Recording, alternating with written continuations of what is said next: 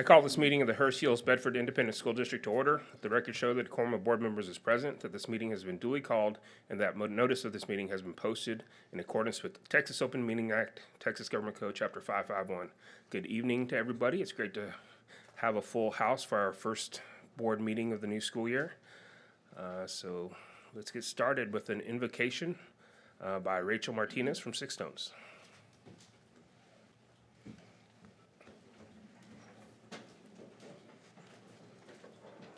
Thank you so much, Mr. President. Good evening, Dr. Harrington and the board.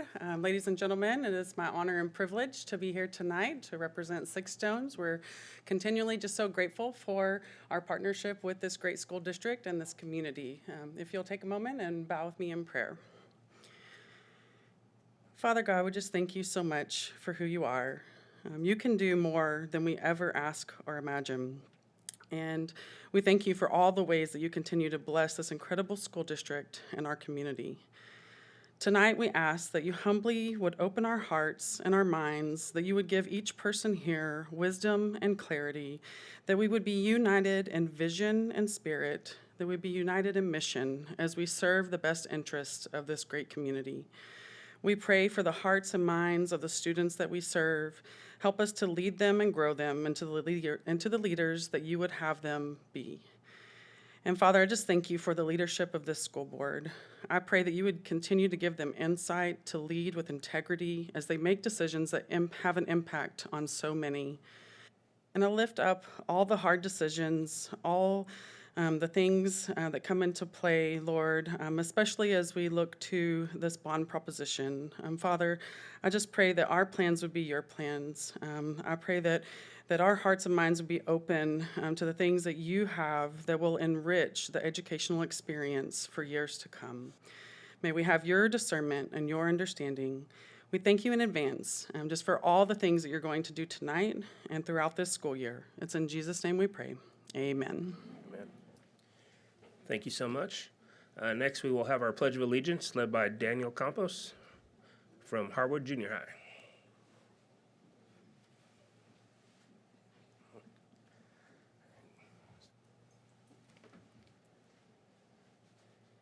Pledge allegiance to the flag of the United States of America and to the republic for which it stands, one nation, under God, indivisible, with liberty and justice for all.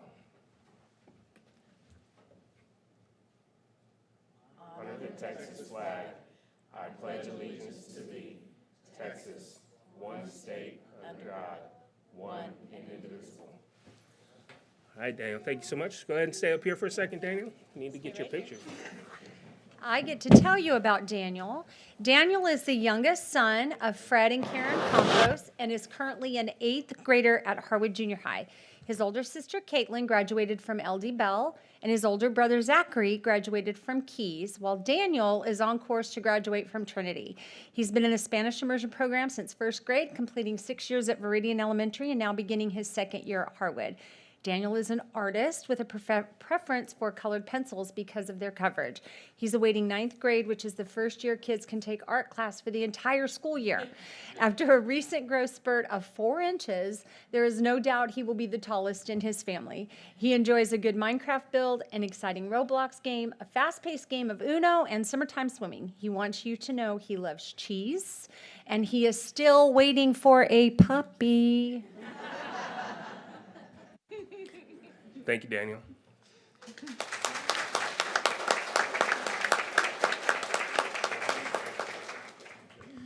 Tonight, the Board of Trustees is meeting in its regularly scheduled monthly meeting to officially act on the items included in the posted agenda. The board welcomes and appreciates comments and input from the community. Open forum number 1 is that open forum is provided at each meeting to allow the public to address the board. There will be 2 open forums tonight. Open forum number 1 is to hear requests regarding agenda items only. Open forum number 2 is to hear requests or make comments regarding non-agenda items and will be heard at the end of the meeting. Those addressing the board are asked to limit their comments to 3 minutes per meeting. The speaker should identify his or her name, group affiliation if any, make a brief presentation with an identified solution if one is sought. Remarks should be addressed to the board as a whole. Oral presentations may not include charges against any employee or board member by name. It is my responsibility to determine if the person addressing the board has attempted to resolve a concern informally or through the district's complaint policies. If not, the speaker will be directed to follow the appropriate policy. The board requests that all presentations be made in a courteous, respectful, and professional manner and asks that speakers monitor their own behavior.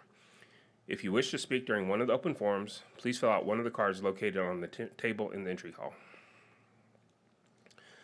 We'll now review our board activity chart. We'll start with Ms. Ross. We have not had much action between summer and school starting, so I have nothing to report, but I do want the principals and teachers to start inviting us to your campus. We want to see what you do in the classroom, theater, choir, band, whatever you guys have going on, invite us, and I promise if one of us can make it, we definitely want to come see what you're doing. Thank you. Ms. Cole? So I have quite a few things on my list, actually. I attended the TASB Director Board meeting. It is the summer planning meeting for the TASB Board of Directors. Faye Ballou attended as well as a former TASB president. I also attended a reception in honor of Lynn Rossi Scott, one of our attorneys from Brackett and Ellis. She received the Lifetime Achievement Award from the State Bar of Texas School Law Section. And since she's here tonight, I think we should all give her a round of applause.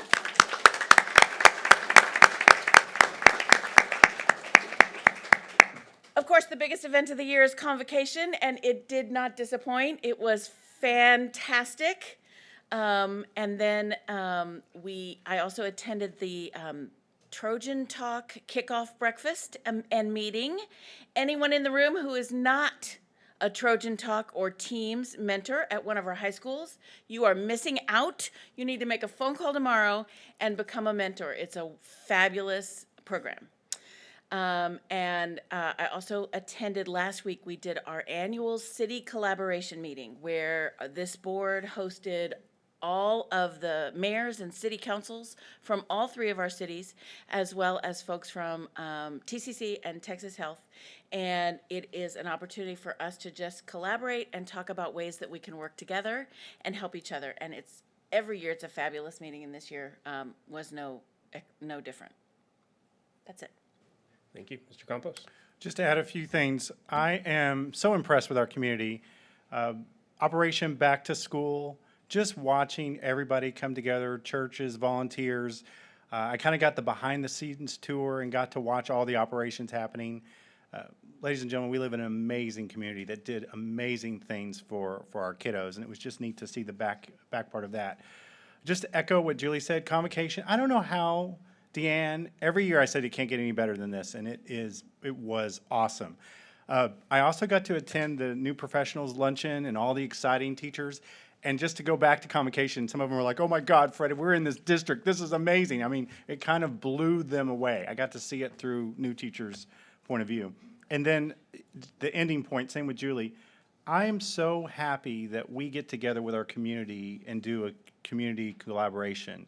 These are the ideas that, HEB Reads came out of, some of the activities that we do, and just bouncing off different parts of our city and council members and seeing how they can come together for our kiddos is just amazing. It's a great time of year. Okay, I'll just repeat. Convocation was great. I mean, it was fantastic. I wanted to thank Ms. Cole for running the collaboration meeting in my absence. I was off taking a kid to college, so wasn't able to attend. I told them that the A team and the B team were both out of town, so they were stuck with C, but I think we did okay. C for Cole? Yeah. Yeah, and at the end of the summer is when the bands give their community performances.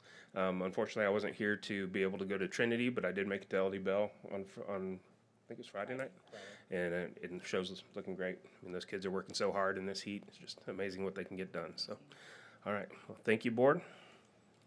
We're going to do our awards and recognitions. So we're going to start with the presentation of the 2023-2024 Student Ambassador. Oh, sorry. I'm sorry. I'm skipping too far ahead. Dr. Harrington, any comments?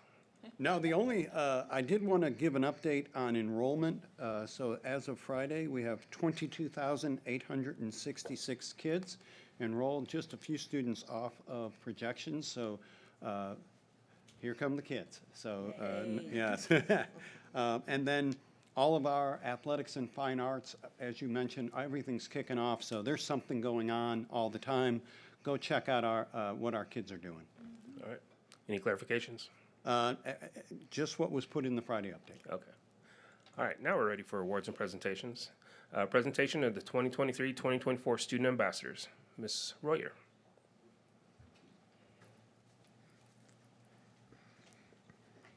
Good afternoon. I'm so happy to be here. This is one of my favorite board meetings because we get to introduce to you our new student ambassadors. For those that don't know what our student ambassador program, these students are chosen through an application process and interview to be the face of the district. We want these student leaders, we train them not only within our district and our behind the scenes, but also in public relations and communication services. They are given opportunities to serve our community and promote our district while serving the families and the staff and the students in our district. So it's a great opportunity for them.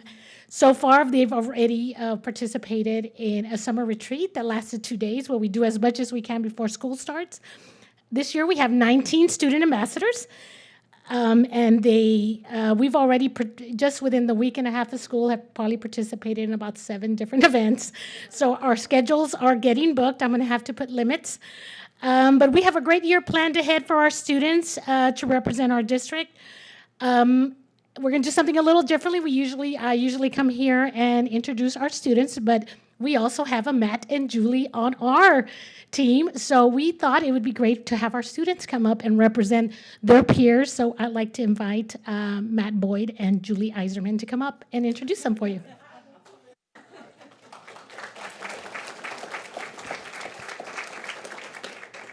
First up, we have Sosiwa Afunia. He is a junior at Trinity High School. Sosiwa is an IB student, NHS member, and class president of Trinity, class of 2025.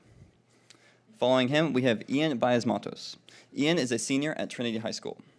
He is Trinity High School choir president, harmony member, IB student, and a cappella baritone section leader. Next, we have Grant Bernhardt, who is a senior at Trinity. Grant is the leader of congressional debate and the top legislator at Trinity and HEB. Following Grant, we have Emery Elliott, who is a senior at LD Bell High School. Emery is the National Honor Society officer, yearbook editor-in-chief, and Student Council Media and Communications Director. Next, Natalie Gall, who is a senior at Trinity High School. Natalie has been playing piano for 6 years, is the Junior World Affairs Council Culture Week coordinator, is an IB diploma candidate, and is a member of the Trinity Varsity Choir. Next, we have Ethan Gandum, a senior at Trinity. Ethan is an IB senior, JWAC Director of Communication, Math Honor Society Treasury Director, and the creator and leader of an engineering club for kids at different elementary schools. Next, we have Sanad Kalbone, a junior at LD Bell High School. He is a member of the Bell soccer team, participates in the Arabic Club and Arabic Honor Society, and is also a member of the Muslim Club, JWAC, and Model UN. Next, Emma Kenny, who is a junior at LD Bell High School. Emma is the first lieutenant for the Bell Raiderettes. In Bell Theater, she is the historian and dance captain. Emma is a competitive dancer, IB student, and debate and class council member. Next, Anthony Malone, who is a senior at LD Bell High School. Anthony participates in soccer, cross country, track, and is a member of NHS and Mu Alpha Theta.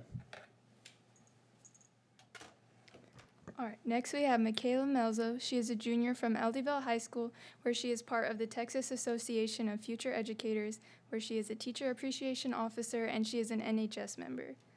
Next up, we have Giselle Ransom, who is a senior from LD Bell High School. She was in the MIT MITE semester program and is an IB program candidate. She is also the student council president, the Texas YMCA Model UN Undersecretary of Media, and she is a member of NHS and Mu Alpha Theta. Next, we have Ashton Richardson. She's a senior from LD Bell High School, where she's part of the Color Guard. She is a commissioner of youth ministries for the Episcopal Diocese of Fort Worth, and she is a National Honor Society officer. Next, we have Hannah Robin. She is a senior from LD Bell High School, where she is an IB diploma candidate, a student council vice president, a member of Mu Alpha Theta, and the National Honor Society. Next, we have Isabella Schwartz, where she is a junior from LD Bell High School. She is the captain of the Bell swim team, and she is a member of the National Honor Society. Next, we have Abhijit Valuru. He is a senior from LD Bell High School, where he is the NHS president, the class council vice president, the Asian Club social media officer, a member of the varsity orchestra, and a founder of the LD Bell Pickleball Club.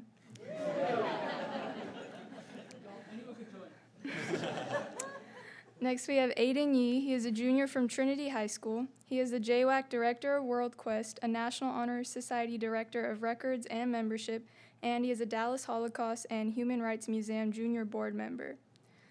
And then we have Zacharias Zudi. He is a senior from Eldivale High School, where he is the drum major for the band.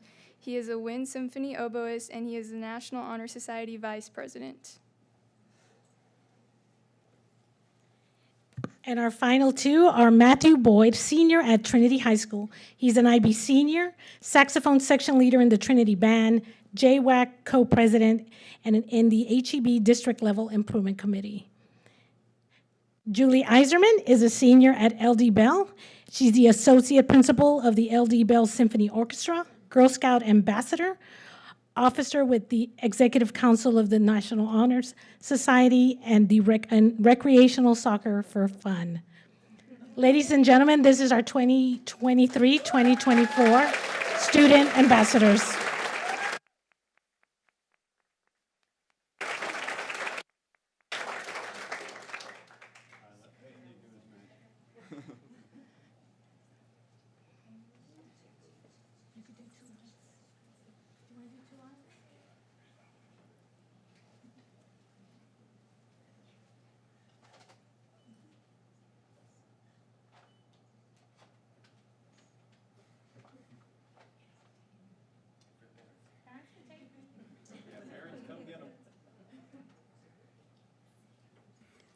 Yes, parents, please feel free to go to the center if you want, or get the best angle you can.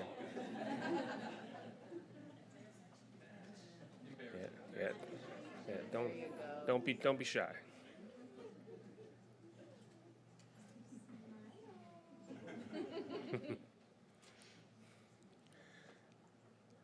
Thank you, board and executive team, for the opportunity to serve in this program. We are starting, like I said, our 6th year, and we're so excited to see what we do this year. And thank you to the parents for coming today and for allowing us to utilize your children in this capacity. This is a great opportunity for them, and so we thank you very much. And ambassadors, I just want to say for a second how proud this board is of this program. This was a brainchild of one of our former board presidents, and it just took off the ground under the leadership of Ms. Royer and Ms. Hollander, and I think you're going to get so much out of this year, and I hope you just make the most of it, and we look forward to seeing you at our board meetings and asking you questions and just getting to know you a little bit better over the course of the year. So congratulations.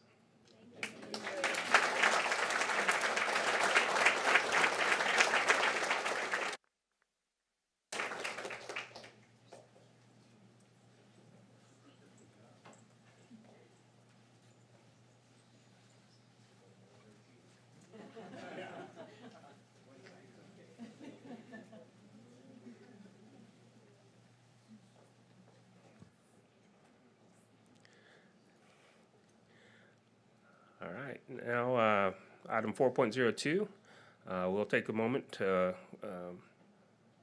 honor our own Dr. Faye Ballou, who has received the TASB James B. Crow Innovation in Governance Award. I don't know how to say that, presentation. So please, Debbie Gillespie, welcome. Well, I must say that's a little bit of a hard act to follow with all those accomplishments. So congratulations to all of you parents for the successes of these great kids. So good evening, everyone. My name is Debbie Gillespie. I am the current president of the Texas Association of School Boards and recently retired Frisco ISD school board member. I am also joined today with Carolyn Counts, who is the Associate Executive Director of Member Services for TASB. This summer at at TASB Summer Leadership Institute, longtime HEB ISD board member Faye Ballou was named and celebrated as the first winner of the James B. Crow Innovation and Governance Award. I believe Faye is the ideal choice to be the inaugural recipient of this great honor. A little background on this award. TASB established the award in honor of our longtime executive director, James B. Crow. It was intended to recognize someone who has significantly influenced effective school district governance. As you all well know, Faye not only certainly fits that description, but Faye also embodies all of the leadership characteristics being recognized by this award. integrity, a collaborative nature, a gift for relationship building. She sets a very high bar for future recipients. Faye has meant so much to our organization, serving as Region 11 TASB Director and as our President, a valuable mentor for so many, and she continues to be engaged in the work of the association. I know how much she has contributed to this district and to the greater HEB community, as well as her incredible time and commitment to all of our Texas public school students, serving as a strong and vocal advocate for public education at the state level. Although I'm sure none of this is news to any of you, what you may not know is that this award also includes a monetary contribution of $10,000, which the winner can donate to a district of their choosing. I'm sure it is no surprise that Faye immediately let us know that she had chosen HEB as the recipient. So I'm excited to be here to share this news with all of you, and we are so happy to know that these funds will be used right here to support all of the students in HEB and continue the amazing work that y'all are doing. So congratulations to Faye and HEB. Thank you all for what you do for all of our students, and I hope you all have a fabulous year. So Faye, do you want to come up here? We'll hand you the sign.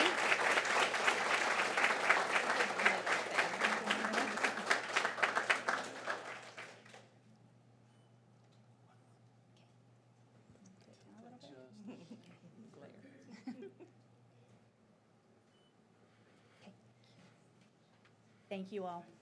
Thank you. Thank you, Ms. Gillespie. Of course, congratulations, Faye. And thank you, Faye. Congratulations to us. Yes. All right, at this time, the board will be making presentations of certificates for donations made during the month of July, I believe. So again, as we always like to say in public education, we just appreciate all of our nonprofits, all of our private organizations, businesses that help support the work that we do here in HEB. So we're going to give out some certificates. The first one, well, let me say this. The grand total for tonight is $31,948.35. So that's a lot of money. Thank you so much. The first one is presented by Board Secretary Julie Cole, Brenda McKenzie, in memory of Patty Meyer to Bedford Heights Elementary, and it's a $250 donation which will be used to purchase a swing for the student sensory room. And Principal Miranda Martin is here to accept the certificate. That's fun. That's new. A swing. And the next one will be presented by Ms. Cole, also to Principal Martin, for a $700 donation, which will be used to help purchase copy paper for classroom teachers to use during the school year. The next one is the Allstate Foundation to Hurst-Hills Elementary in the amount of $500, which will be used to purchase items that benefit students. And Rachel Thornberry is here to accept the certificate.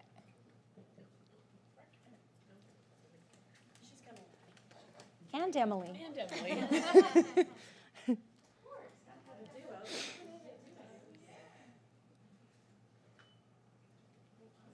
Thank y'all.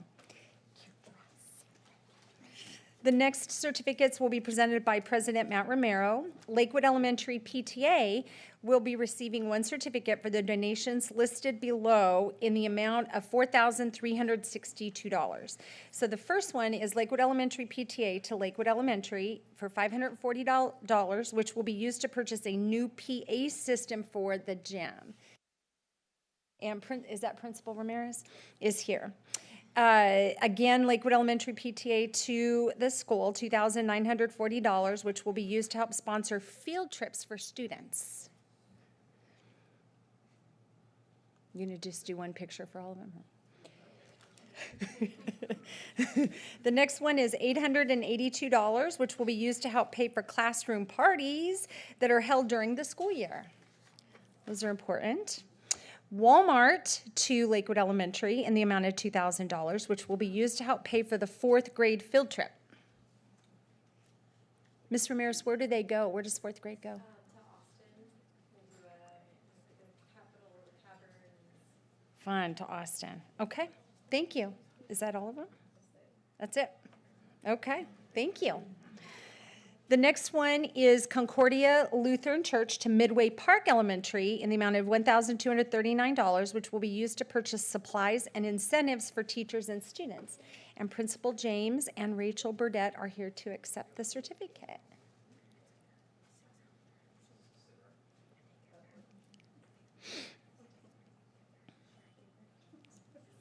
Thank you. The next certificates will be presented by Don Jordan Wells.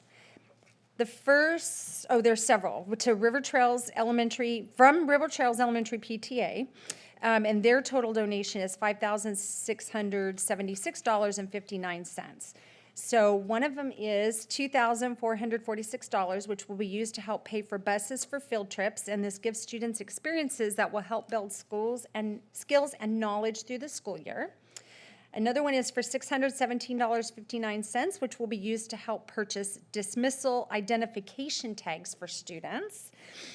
$2,613 donation will be used to help pay for field trip gas charges and the Scholastic magazine for classroom use for students.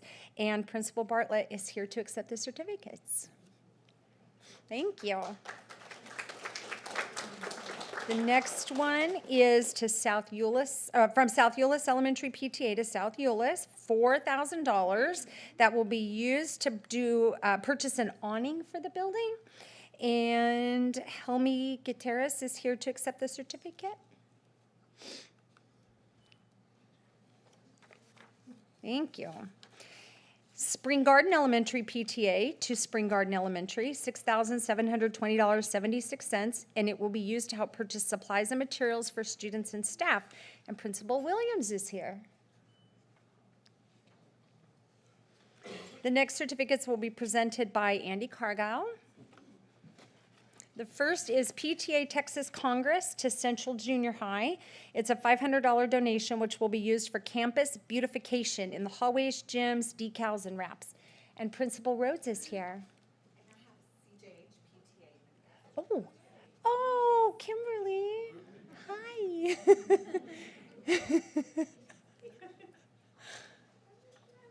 They have a great PTA at Central Junior High. All the PTAs are great, yeah. Kimberly happens to be one of my friends, so I'm going to brag on her.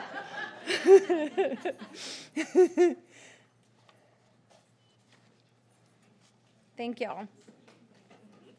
6 stones to Hurst Junior High, $3,000 that will be used to pay for the Liga soccer referees for the 22-23 Liga season. And who's here? Principal Smith, Stephen Jones, and Rachel Martinez.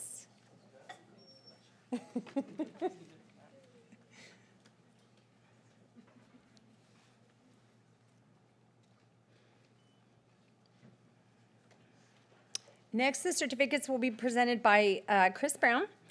I teach to PR and marketing, $500 donation that will be used for the Better Together Employee Appreciation Program. And Ms. Hollander is here.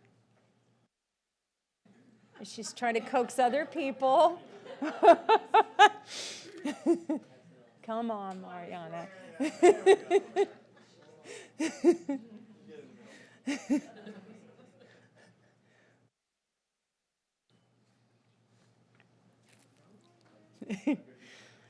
The Rotary Club of Hurst-Euless-Bedford to PR and marketing, a $1,000 donation that will also be used for the Better Together Employee Appreciation Program. There's a few, Miss Royer.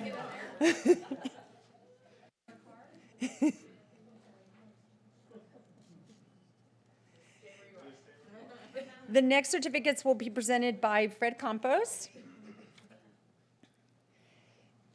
The United Educators Association to PR and marketing, a $500 donation to Better Together Employee Appreciation Program. And lastly, but not least, Novak Motors Service Center to PR and marketing, a $1,000 donation to PR and marketing. And Terry Collins is here to also accept the certificate.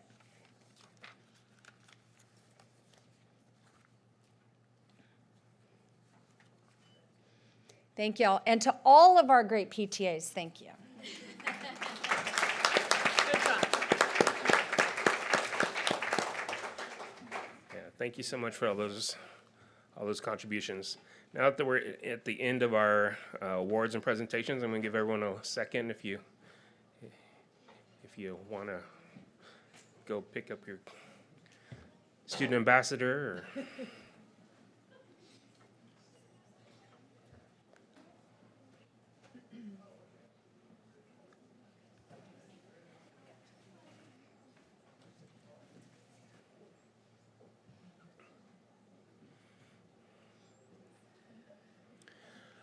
all right, so we're ready for open forum number 1, but I understand we don't have any cards.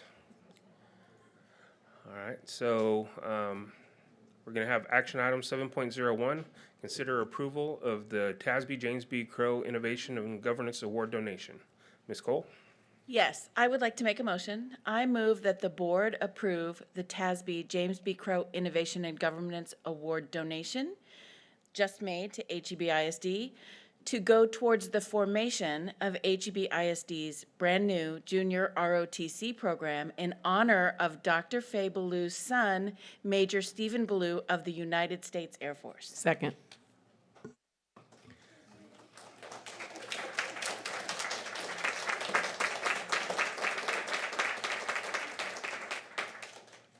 I have a motion and a second that the board approve the TASB James B. Crow Innovation and Governance Award donation to Hurst-Euless-Bedford as described by Ms. Cole.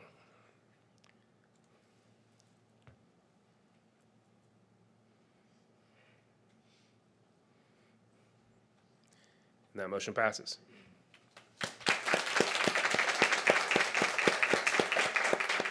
Now, we'd like to take another picture, and we'd like to call up Sonia Stanton, who's going to be running the junior ROTC program. Take another picture.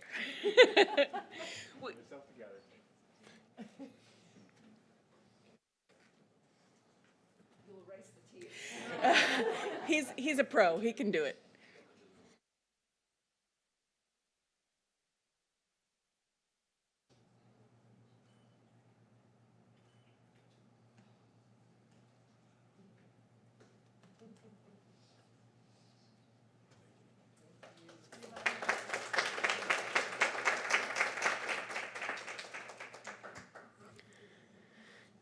At this time, the board will adjourn into closed session pursuant to Texas Open Meetings Act, Texas Government Code, Chapter 551. The board will adjourn into closed session pursuant to Sections 551.071, 551.072, 551.074, and 551.076.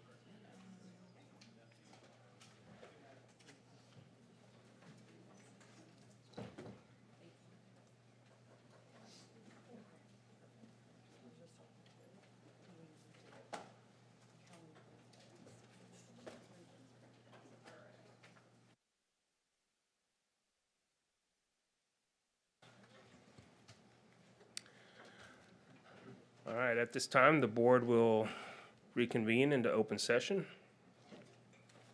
We are ready for action item 10.01, consider approval to call bond election on November 7th, 2023. Mr. Williams.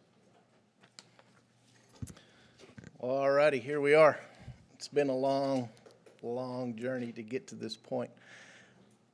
And I'd be remiss if I didn't thank all the people that got us here, which would be the board, the Facility Planning Task Force, the HEB staff for all the work and efforts they put in, Corrigan Architects, Huckabee Architects, Juris Construction Company, George Williford with Hilltop Securities, and Chris Settle, our bond attorney with McCall Parkhurst.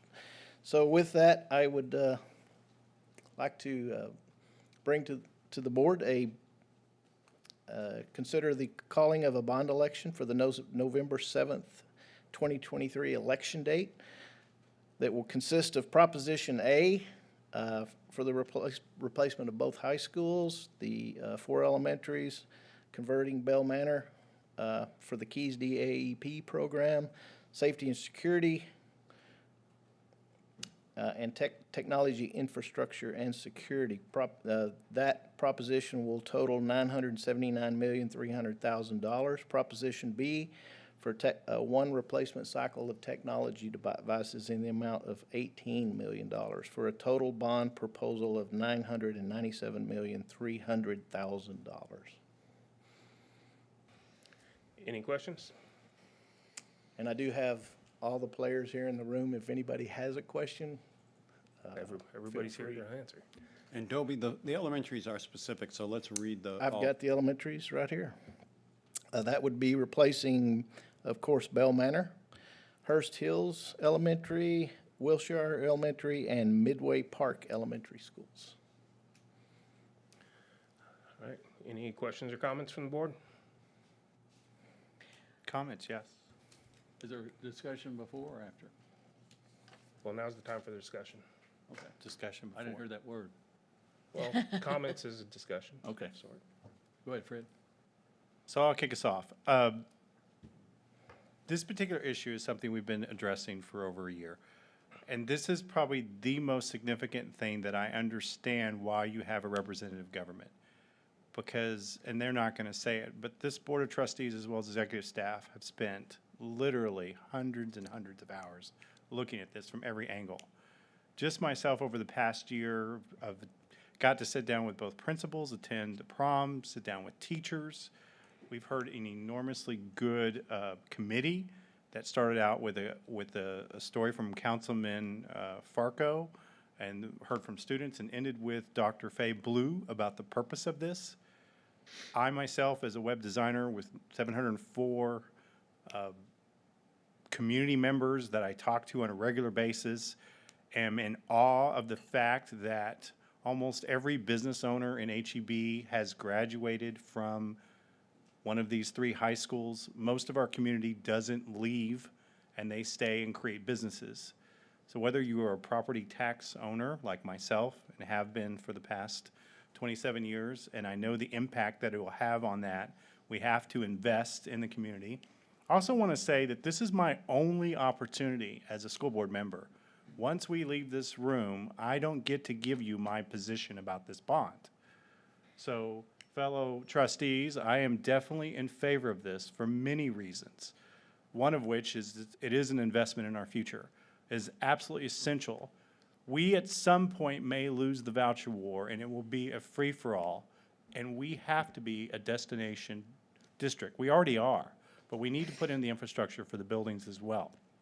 Second, it is a perfect storm. I believe that also on November 7th, most of us property owners are going to vote for tax compression, which means while it is a big word with B, this is one of the very few times in history, probably in my tenure on the board, from which you will get a tax compression reduction and we will add a bond and you will still pay less in property value. It's not my place here to give you the details. You can study the details. But the fact that this bond is being called at this time for this purpose is going to have a positive effect on our community and still give us a tax savings. Final point, In my 8 years on this board, dealing from Debbie Wrestler all the way to Dobie, I can tell you behind the scenes, I have seen the most absolutely conservative, moving the tax rate, paying off, diffusing bonds faster for the sole purpose of helping the taxpayer. So I am 100% behind this bond. It needs to happen now, and there are so many reasons why this is a perfect time for it. Thank you, Mr. Cargo.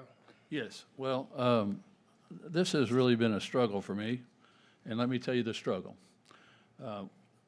As the board knows, we've never met with the architects. They met with students, they met with teachers, they met with administrators, but we have never sat down as a group with them to discuss things. That has always bothered me. Another thing that bothers me, that people in the community, you know, I don't represent the administration. I represent the voters. Voters are concerned about at Trinity tearing down 2 20-year buildings. That bothered me. They're 2 really good buildings. What people don't realize, and I talked to Chief Brown in Euless, the police chief, about separate buildings. So if we had a kid with a seizure at Trinity, we could say, go to the science building. They knew right to go, right? The exact place to go. Now, if we have one big building, they're in D Hall. Where's that ambulance going? They're in A Hall. They're on the 3rd floor. They don't know where to go. But in my 23 years, if there was a kid in the fine arts building that had a seizure, they'd go right to the fine arts building. Also, for safety, and Dan may disagree, if there's a shooter on Trinity's campus and he's in the science building, we have him cornered. He only has 1/10 of our kids in that one building. So the police can go to that one building. He's not exposed to the rest of the enrollment. So separate buildings, to me, seem somewhat safer. What my experience is at 2 other high schools and 2 other districts with separate buildings. So now we're going into one building. That bothers me. And for years, and Julie has said it many times, and a lot of people say there's secret sauce. Something like Trinity's different. Something's different. It's run different and everything. Had nothing to do with me, nothing to do with teachers. The secret sauce is between every class, kids get to go outside. Before they're in the next class, they're wide awake, especially if it's 32 degrees. Now, if you're in one big building and they're all day after lunch and you're in the same building, that next period class, they're half asleep. So one of the things that helped us academically is our kids always got a breath of fresh air. Whether it's hot, they're almost running to the next building, they're wide awake. So that kind of bothered me. Another thing that bothered me, maybe Matt can address this, there's 3 stories of glass and electricity is not getting any cheaper. How much does it cost to air and heat that 3-story inside building? That's a concern to me as a taxpayer. And even, I think it's Eden Northwest School, they have enclosed walkways between their buildings. And so I was thinking, if at Trinity, if you're going between the A building and the counseling building, you could just put bricks on one side and still be outside. So they'd still be awake when in the next class. But Eden actually are enclosed building to building, and Huckabee, I know about that. So that bothered me. I think the entrance is on the wrong side at Trinity. It's on the apartment side, and there's a hill there. And I've come close many times to leaving the D parking lot and over that hill and almost getting hit. And now the main entrance is there, so there's going to be a lot of cars. And let me tell you, when kids leave the parking lot, they don't go 5 miles an hour. They're going out of that parking lot, and that hill's right there, so I would have put the entrance on the other side. But I never got to talk to the architects. We never sat down. They never asked me my opinion. And really, one of the things that changed my opinion is in the plans, they have a breakout area, a couple of on every floor. And I think Joe, they took those off Friday. And that was a major thing for me about breakout areas for kids to accumulate before and after school. It's just an inviting place for high school kids. And now I think it went away. So that really moved me to the other side. But when it all comes down to it, even though I think, it shouldn't be at the cost of 4 elementaries and Bell High School. It's too much. I can't, I'm voting yes. I was voting no, but we need the elementaries, and Bell definitely needs a new school. I had some complaints about Trinity because I know been there for so long, I know where all the tunnels are. I know where everything is. And so, difficult time. I wish I could have talked to the architects a little bit sooner to tell them some different things about the campus and outside. But I'm voting yes, and I hope everybody else does. Thank you, Mr. Cargile. Anybody else? I'll go. I'm 100% in. I feel like our community needs this, as other communities outside of kind of our bubble are starting to grow and build. I feel like we will be competing for families, which means we'll be competing for students. And I don't want people to go to other school districts that are newer and shinier. I want them to stay here. I've raised my kids here. I'm proud to live here. And I think this community deserves this. The only thing I'm going to say, Mr. Cargile was mentioning not meeting with the architects. I was in treatment at the time, but we did meet with the architects, right? Okay. I didn't just dream it, because I do remember taking the blocks in a meeting. They had Bell and Trinity, and we could move around the blocks. So I remember doing that. Like when I was 5-year-old and I had blocks. Yeah. And they did, I felt like in that meeting, they did answer our questions and take into consideration our opinion. And I think it was all about the same time that they were meeting with our community task force. But I'm in support of this. And like Mr. Campos said, there's a limited amount of things passed when we take this vote that as board members we can say. But I would just highly encourage people to vote, no matter what your vote is, but asking you to support this bond and give this beautiful community, I think, what it deserves. Yeah, and I'd like to just piggyback on that, because I think if we think about the things that our administrators and teachers and students have been able to accomplish in the situations and the lack of room and being able to accomplish so many great things in a situation where that shouldn't be possible. And giving this community of teachers and students the opportunity to really spread their wings, literally spread out, and enable them to really move forward and do even more incredible things. That's what I think this gives to this community. And what I want to say is that every day we live, things are getting more expensive. And the longer we wait to do this, which is inevitable that we will have to do it eventually. So if we wait, it's going to cost us even more. So why not do it now when it's less expensive than it will be if we wait? Mr. Brown, anything? All right, now, before I take a motion, I wanted to just take a moment. I know Dobie's already thanked a lot of people, but I wanted to thank people from the board.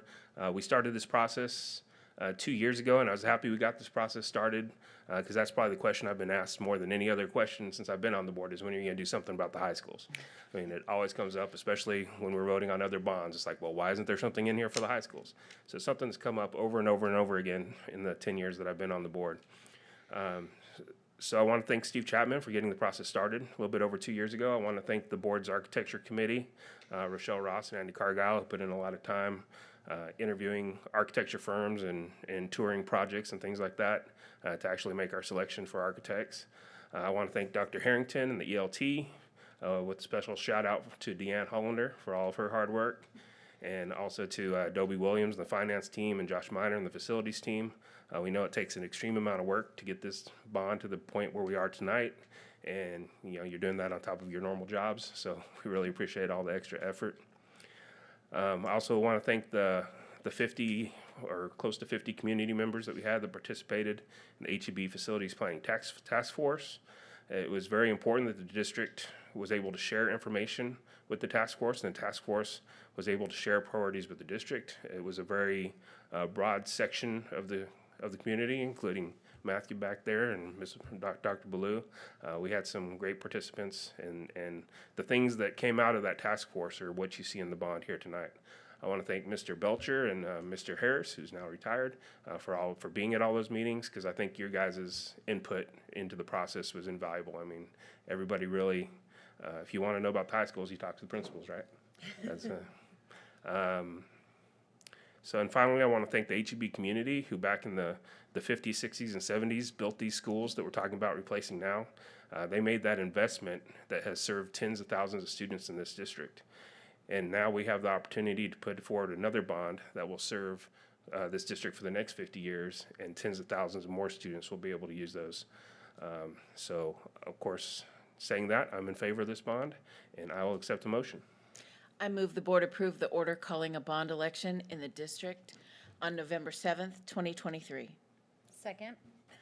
I have a motion and a second for the board to approve the order calling a bond election in the district on December 7th, 2023. November 7th, 2023. What did I say? Please vote.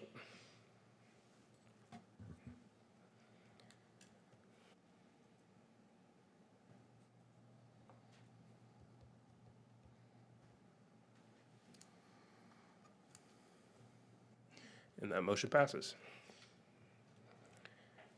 Thank you, board.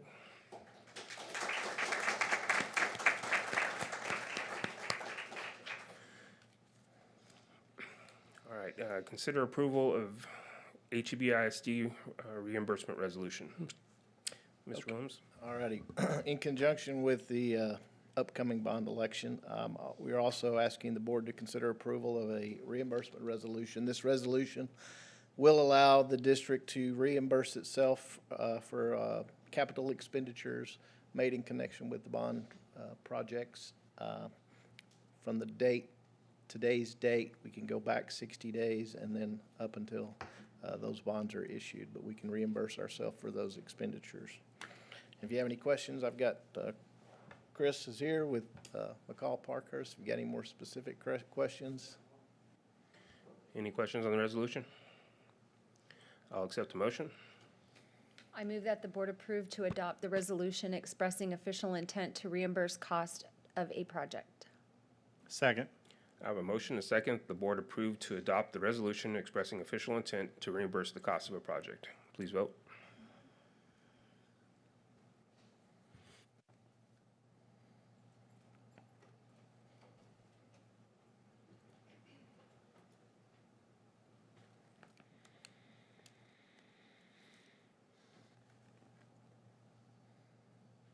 And that motion passes. All right, we're to the consent agenda. Does any board member have anything they'd like to remove from the consent agenda? I'll accept the motion. I move the board approve the consent agenda as presented. Second. I have a motion and a second for the board to approve the consent agenda as presented. Please vote.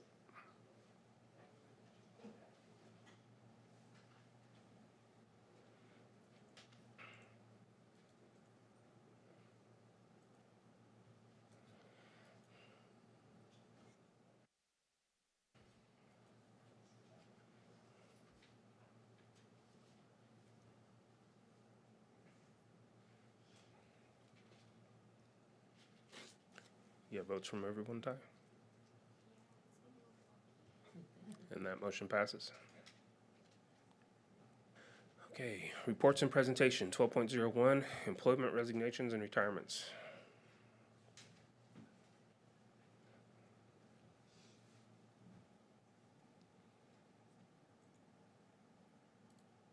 I just want to give you a quick update on our current vacancies. For teachers, it's changed a little bit since Friday. So teachers, we have 5 elementary teacher vacancies. One of those is an ESSER position, 9 secondary, 3 are ESSER. So that's 10 non-ESSER positions.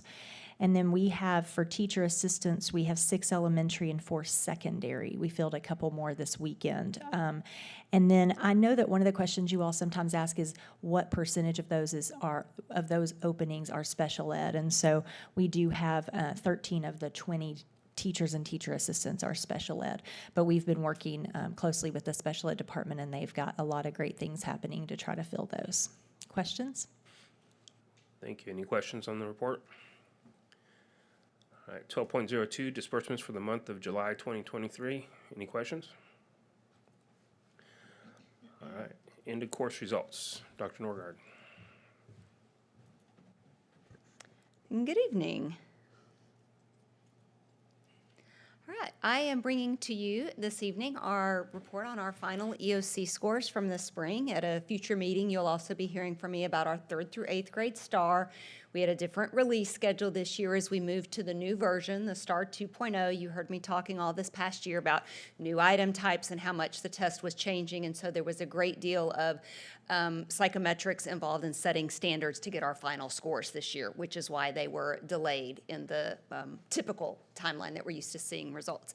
But of course, this is related to our strategic plan in the areas of meets and masters on STAR for our quality indicators. So first, we're going to look at our year-to-year trend data. When we look at our own performance over the last 3 years, remember these will be different groups of students. When I'm talking about biology, it's a different group of students in biology each of those years. But first, I'm going to talk about Algebra 1.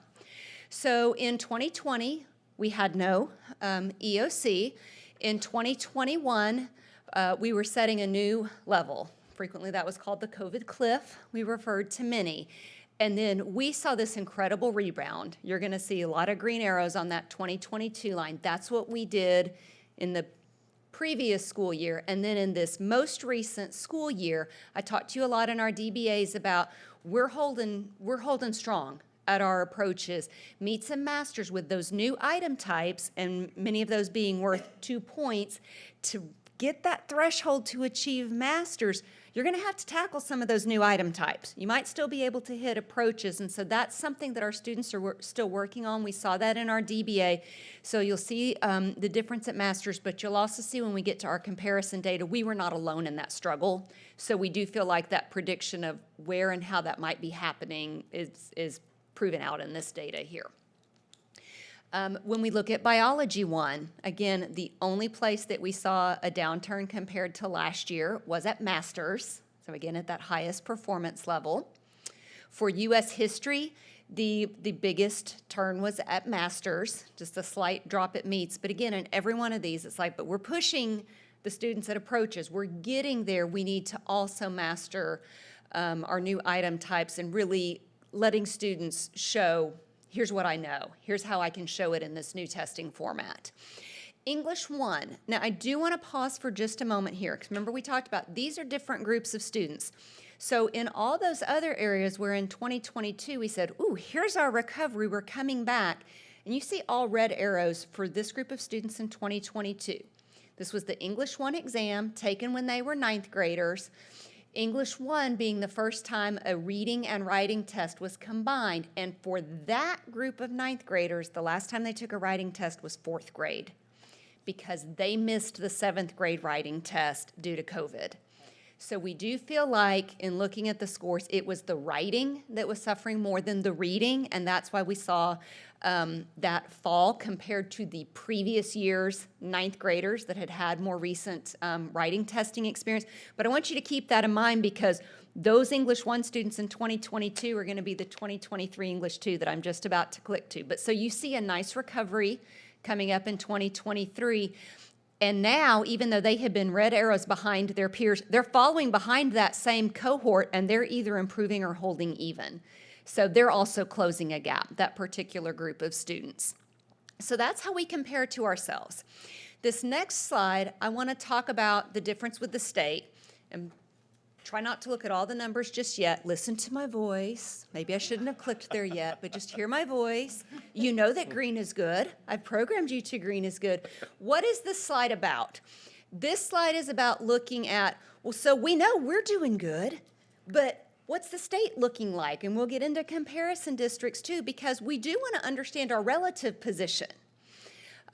You know I was math, so I won't say we want to know if we're doing gooder, but we do want to know how is our comparison making. And in particular, that difference column, it's all green. It's green everywhere. We know we are above the state. We want to know, are we widening that gap? Or are we kind of, does it close up? I used the example when I was sharing some of this data and report with ELT. It's the dot race at a Rangers game. You know, when Green is way out there in advance, and it looks like red is closing in, but then green gets another surge. So there are times that we get closer to the state average, and then other times where it's further apart. But 2022, when we saw all those green arrows, that was a huge recovery rate for us. Each of those with a check mark means we had jumped out further ahead of the state. We used to be 11 points ahead of the state. Now we're 16. We used to be 16 points ahead of the state. Now we're 25. So you can really see how much we widened the gap in 2022, but a few areas, look at that English 1 that we talked about with that particular cohort of students. So then we came in this year, though, we're still double digits almost everywhere. So even if the red dot's catching up a little bit, our green dot is surging because in 4 more areas, we widened the gap this year. So that's really what this slide is all about. A lot of numbers, but just the idea of where are we in comparison to the state.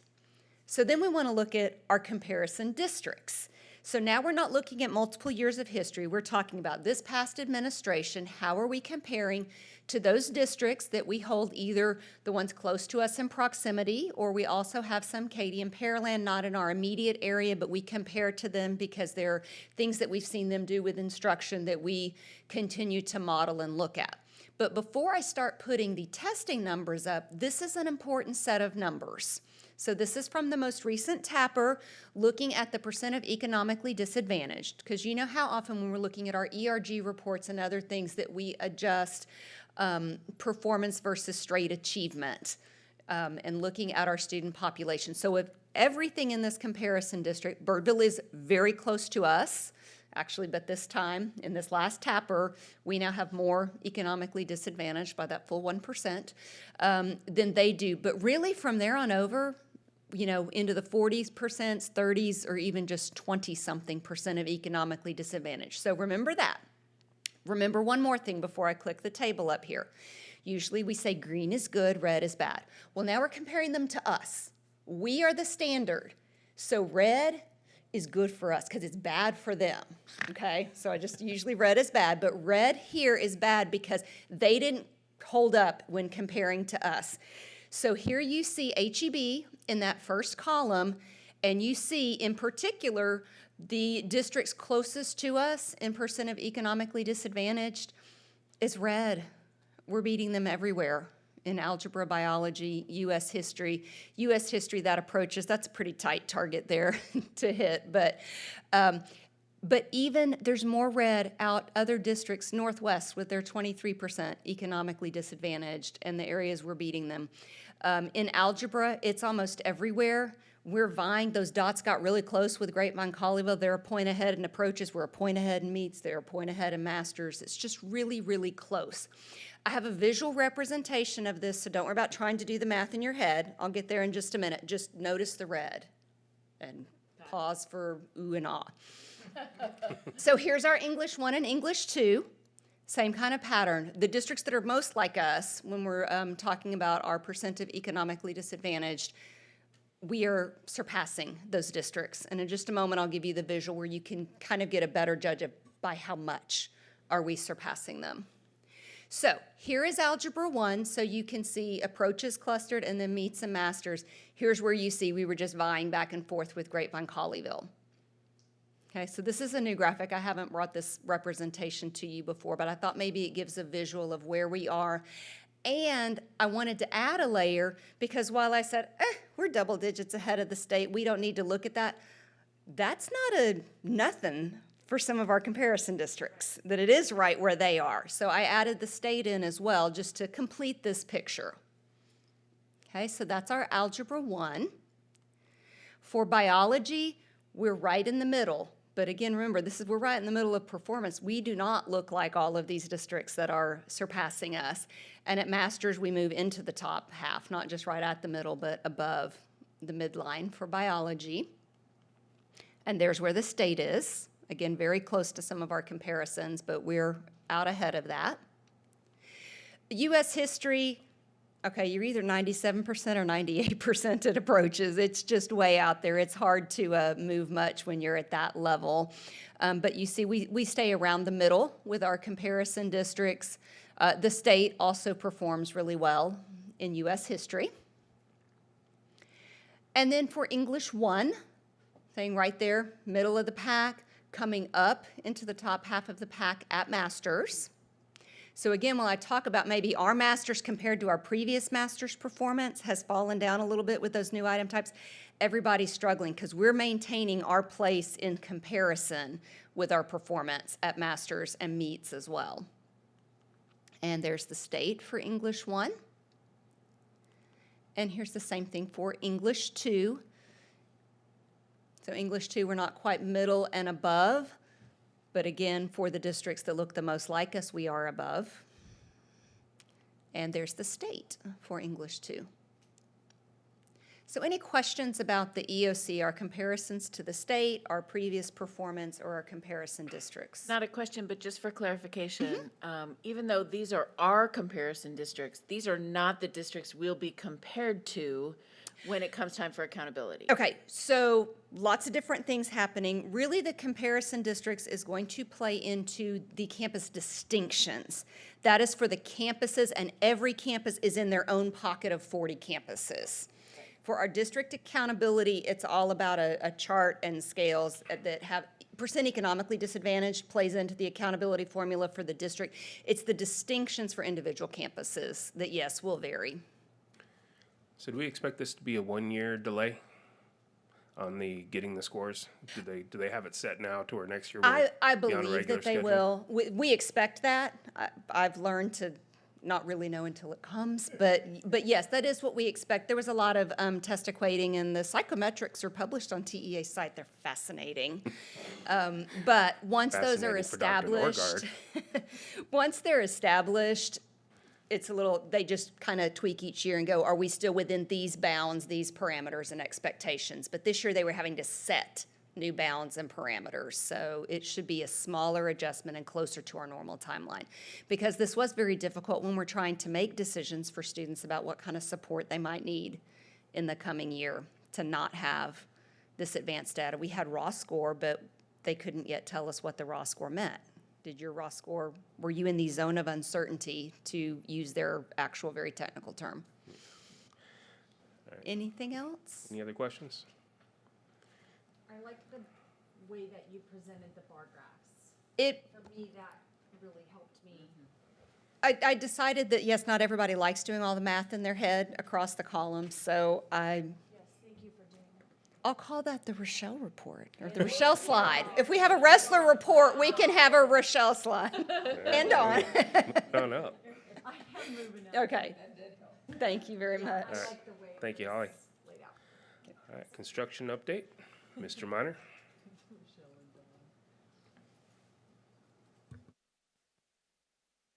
Good morning, ladies and gentlemen.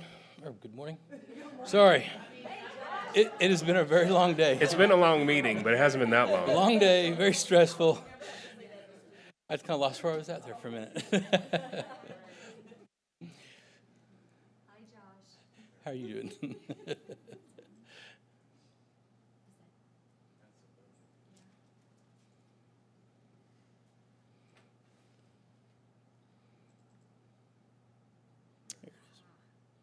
All right. Okay, so good evening. I'm here to update you on the major construction projects we've had over the past year up until now. It's something that Michael Pena threw this in here, and I'm a big Winston Churchill fan too, so really appreciate him bringing this in for me. But we shape our buildings thereafter, they shape us.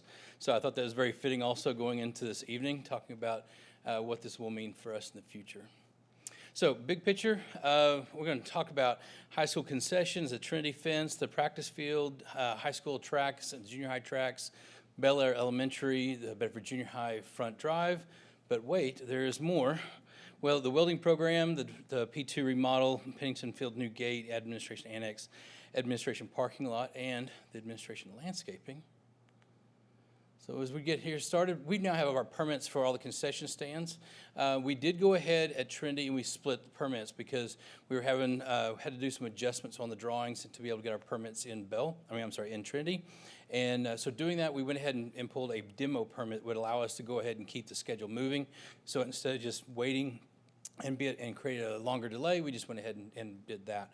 So here we're about to start doing piers. We have our underground utility work that's done at Bell Baseball, and then softball is being benched out right there and being prepped and ready for the next step, as well as Trinity. Oops, hang on, did I hit that too hard? Okay, sorry. The fence, I think I got my slides backwards here, but we got the fence, the security fence is going in. Chain link is complete around the backside. And then as we're moving forward, we also have the wrought iron that's being completed as well. Right now we're looking at, you see the sections that are missing. Those are the custom sections that they're building, plus our gates, and they'll be wrapping that up pretty soon as well. I was talking with Trinity last week, so Dan and I will be getting with them here in the near future, getting padlocks for the different gates that need to, because that's going to happen on that chain link behind Midway and Trinity. And then we'll also be working on them. Dan will have how he wants the gates ran and schedules and things like that as well. But as you can see at the very top there, that's the concession stands at baseball and softball. They're also demoed and being prepped and ready and getting ready for underground. Now, if you look at the top left corner, we resodded the entire practice field. If you can look around the border edge, maybe you may not remember how bad that field was, but that border edge is basically what everything looked like on the inside as well. This is basically an emerald green field to be ready for ESPN if we wanted to film on that. So really glad that we got that to be able to come on board. Bottom right-hand corner, that's an example of one of the automated gates that we're going to have at Trinity, as well as once they're finished it. That'll be an automated gate going across there. Bottom left-hand corner is the track. So this week we have pre-construction. It was just because of schedule and getting us in. We'll be working with the high schools as we start that project now, actually. And we're going to be doing the repairs on the track and then coat and then striping. So just kind of remind you all about that one. Bel Air, so schedule is moving right along. Since we've even taken this picture, we've got more masonry going on. We already have in a couple areas, and if you look at that top left, that's, some of you were at the ceremony, you'll see a picture in a minute. That's the top out beam that we were able to get, and they installed that inside there. Many of you signed that. And then we already have masonry going on two of the phases. We already have some of it in the dry, and we're already talking about drywall. We'll be beginning that as well. So mechanical is basically done on everything on the first floor, and we're working to finish out on the second floor.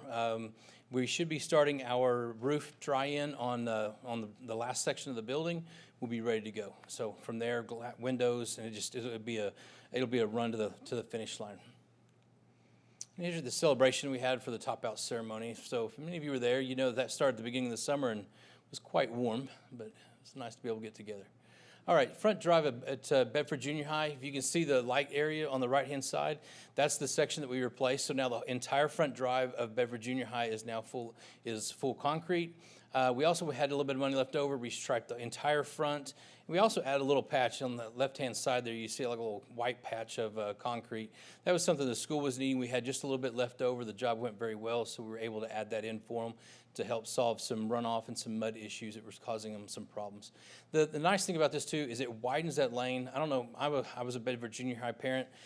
If you've ever dropped somebody off there, I don't know how we don't have more parent fights in the front there, because it basically now is two true lanes, whereas before it was like a pseudo kind of, maybe we can squeeze a Prius and a truck in here at the same time, and that's what they would do. So now we have 2 lanes plus parking all the way out, which is also what Bedford needed as well, was some additional parking.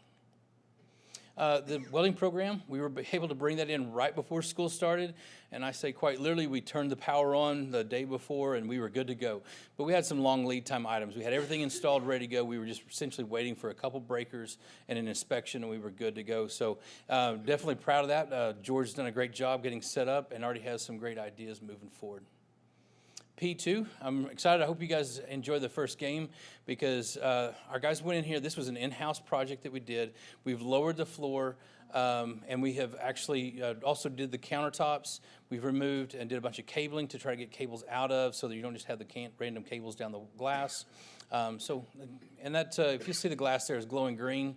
Got a nice little LED strip in there, so Trinity will be red night and Bell will be a blue night, and maybe a green night, or, if it's whatever color you'd like, we'll throw a color up there. This gate, so this was a request by the Bands of America. Joe and I, we discussed that, and instead they were willing to pay for it, but we went ahead and took that over. And to be able to make this right, because we need this just as much as they do, and they really enjoy coming here. So we put this gate in to be able to give us better access onto the field, and we're looking forward to that. It's completed. Now, admin annex, we wrapped up. We're doing final punch, cleanup. You'll see a little bit of a few little knockout things here and there. But this really turned out well. And this picture right here may not look like much to a lot of people in this room, but I can guarantee that Holly and I actually slept nice for the first rainstorm that roof was on, because we didn't have to worry about anything getting damaged. Usually she and I are waking up about 6 in the morning going, okay, how many books and how much stuff got ruined last night? So it was nice to be able to know that we went in there and the place stayed nice and dry and is ready to go. And this is the IT. They have their section on the other end of the building, so it's nice that they can pull up, work right there, be able to get into the rest of the building. They're also not across town to be able to have to run over. They're within walking distance to their main offices. And this may be something that I just wanted to show you, some of you, when we talk about bipolar ionization, that box that you see on the side of the AC unit, that's what that's for. And that's one of the methods that we use to help clean the air in our new buildings. It's a nice little system. I won't get too deep into it, but just wanted you guys to be able to see that. You don't normally get to see that. Annex, like I said, they're moving in. They're all excited. We got new TVs. We were talking with Holly about some stuff that we may be looking to build to be able to help them out, like countertops and something to hide their little buggies. And the administration building. So we finished the parking lot. So all of those of you who are sad that we don't have lake administration out front, I know that may sadden some, but we don't have any drainage issues anymore. So all the water actually drains out of the parking lot. We also, the back end, so we're nice and striped out, looks good. And then this one shot, top left corner, you can kind of see an aerial shot of some of the landscaping work that we did. And that's still starting to grow in. And the more time we have, get us through another spring, that's really going to look sharp. It's really coming in nicely. And you can see some good shots here as well. I like the new landscaping a lot. Thank you. It's very simple. And this is something that we're going to be bringing to all of our schools. The one thing we like about it, it's nice, it's simple, but it's also considered basically like a net zero type landscaping, even though we are irrigating it. But it is, if you look, this looks a lot better than my landscape in my house right now. So anyways, any questions? Any questions about the building projects? All right. Thank you, Josh. All right, presentation for the 2023-2024 budget. This is going to be Mr. Jones. I guess I need to introduce Steve. Yeah. Okay. So this is the 23-24 proposed budget. For an introduction, public meeting for this was called at the board work session on 8/7/2023. The notice was published a few days later on Thursday to put it in the paper. And state law does require the board approves 3 different funds: the general fund, the child nutrition fund, and the debt service fund. And then our local discretion to approve the pre-K core knowledge fund. And anything that's approved tonight is considered the original budget and will be listed that way in the annual comprehensive financial report a year from now. Okay, our schedule for this year, we started with our new to budgeting class on January 23rd. Campuses and departments had their budgets due in February, toward the end of February. We compiled all that data, and then the month of April, ELT reviewed it. We had our budget workshop at the June 12th board meeting, which is also whenever you guys approved the 23-24 salary schedule. And then we received the certified tax rolls toward the end of July. Those were brought to the board on August 7th. And the meeting for tonight is the public hearing for the budget and proposed tax rate. We'll start with the general fund. This is our district operational budget, with our primary revenue coming from local property taxes and state funding. And that's determined by the state funding formula. The primary factors are going to be our enrollment, which determines how much the total pot is. Local property values determine kind of the mix of that pot. Some secondary sources we get money from, especially in the last year. Interest income's been a big one. Athletics, some federal money, and just some miscellaneous other sources that we get money from. So our enrollment, we were projecting 22,929 for the year. As Dr. Harrington said, as of Friday, it was 22,866. If we continue to grow at the same pace as last year, we should end up somewhere around 23,000. 23,042 would be if we grew exactly the same as last year. So about 100 or so, 120 ahead of where we projected. Property values, I've got two different lines on here for 2023. One is what it would have been had we stayed apples to apples with the $40,000 homestead. The second line on there is where it came out with the $100,000 homestead that was passed in the second session and will also be on the ballot in November. The $40,000 homestead, it would have been a 13.87% increase in property values. Once you throw in that $100,000 homestead, it's a 4.8% increase year over year. So to get to the M&O tax rate, our tax rate last year was 0.8742. With the compression from the gains, it was 0.7425. Once you take in that special session, they did compress it further with a 10.7 cent reduction. That brought us to 63.55 cents. With our 5 golden pennies, that makes the M&O tax rate that we're proposing 68.55 cents. So as you can see, this is our rates over the years. You can see the years where we were at the $1.04 before compression began. And then as compression is gone, it's brought us down to that 0.6855. Okay, our local revenue, based on those values, we're looking at $128 million in local revenue. With the compression, that's a decrease of $28 million from last year. Our total local revenue after all the other sources in local revenue is $130 million, which is also the same decrease of $28 million, which is a 17.8% decrease in our revenue from local revenue. State revenue, we're looking at a $64 million from our state formula, which is an increase of $23 million. We're almost out of transition. We've got $4.4 million remaining in transition. Our on behalf is $9.5 million for a total state revenue budget of just under $74 million, which is an increase of $23 million from last year, so a 46% increase. Federal revenue is going to be about the same. We're looking at $450,000 from federal, $5,000 from sales of different things, $900,000 transferring in from other funds, and then $12.8 million to balance the budget by transferring that in from that payroll set aside that we've had over the last several years. This is what our revenue mix looked like last year. We were looking at about 75% local and 20% state. With the compression and everything, you can see that that dropped to 59% local and 33% of our funding coming from the state instead. A look over the years, you can see that it's we're gaining on the local for a lot of years, and then with the compression this year, it actually brought the state portion pretty far up on there. So our total revenue budget for 23-24 is $218,676,959. This is an increase of $2.6 million over the original budget last year. For our expenditure budget, everything's pretty much the same as when we came in June. You approved the 3% raise package then. Our biggest change that we've had is the SRO budget's increased by $384,000 since then. Very few other changes besides that since we brought that then. So we're looking at a $218,676,959 for expenditures. This is an increase of $10 million over last year's budget, and it's an increase of $5.4 million over the amended budget. This is our breakdown for that budget. It was 86% payroll, a little bit down from the normal 87 that we've had over the years. Inflation's taken a little bit of causing professional services, supplies, and materials to go up a little bit on there, so a little bit down on payroll.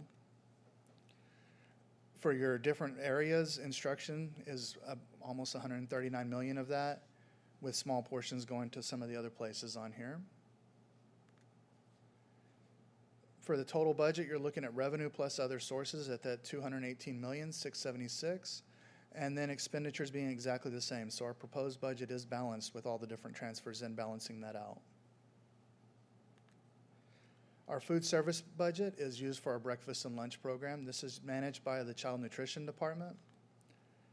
For 23-24, we're looking at a $16 million budget, with local being $3 million of that, a small decrease from last year, and our federal being $12.8 million of that, which is also a small decrease. Last year's budget, she was still going off of the free lunches for everybody, so it was kind of a shot in the dark last year.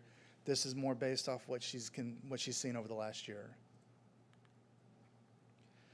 So on our food service revenue, you'll see 80% comes from those federal funds, 19.5% from local. And you'll see how that mix has changed over the years. You'll see in 2020, 2021, and then 21, 22 were those years where it was free for everybody. So they were primarily on federal funds on that point. And then as we come back off of that, you can see how it's shifted back to about 20% or so from local sources and then about 80% from federal. The 23-24 budget for expenditures is $16.9 million. This is a decrease of $4 million from this last year. And it does include $2.5 million for capital expenses so that she can continue updating our cafeterias through some of our schools. The breakdown of the expenses, you'll see that supplies and materials, which is primarily food, is about 50%. Payroll is about 30%, and then those capital outlays are about 14.7%. This is a deficit budget for our food service. It's about $929,000 deficit with those capital expenditures of $2.5 million. They do have a pretty large fund balance that they're supposed to bring down to be about a 3-month fund balance. Right now, they're running around 6-month fund balance, so they've got about $8.4 million sitting in fund balance right now. So that deficit is definitely on purpose because they need to lower that. Right. Just so it's clear. Our debt service fund is used to account for the payments for principal and interest on our general obligation bonds. So the budget for 22-23 is $45 million. That's a $22 million in bond principal, $14.4 million in bond interest, and includes an $8.5 million defeasance. So the breakdown of that, you can see 50%, or just under 50% is bond principal, 32% is interest, and 19% in defeasance. So the proposed rate, we're remaining at the 0.2356 for that, with expected collections around $43.6 million, with additional revenue coming from some from the state and hold harmless, and also interest earnings. We're looking at $45 million in revenue for the debt service fund. For the total proposed tax rate, you're looking at 0.9211, with M&O being 0.6855, INS of 0.2356, and this is a decrease of almost 19 cents, 0.1887 from last year. This is a graph kind of showing you over the years of where the tax rate has gone.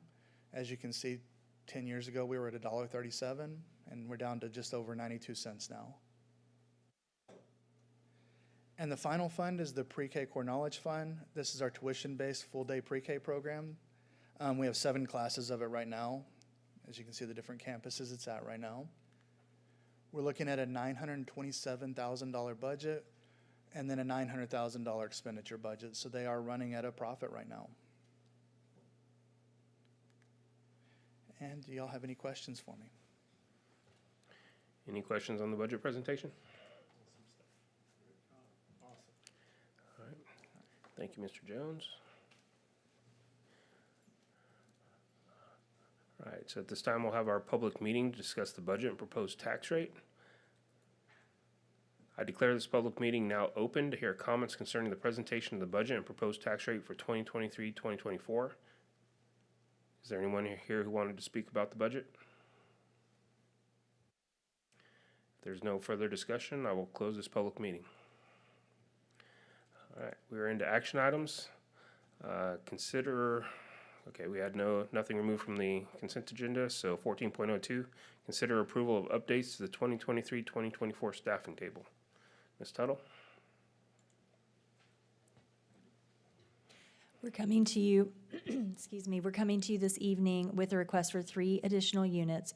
We made a decision not to take these from the 5 additional units you've authorized for enrollment because we've already utilized 2 of those. And so since there was a board meeting already scheduled, we'd rather not continue to eat into those. These 3 are all coming from special education program needs. One is an LVN that we need specifically to support a student in an ECSE program. One is a teacher assistant for a new FOSSI unit, and one is a teacher in a FOSSI unit, and all 3 are elementary. Any questions? So what is the other one that's listed on here that says elementary receptionist?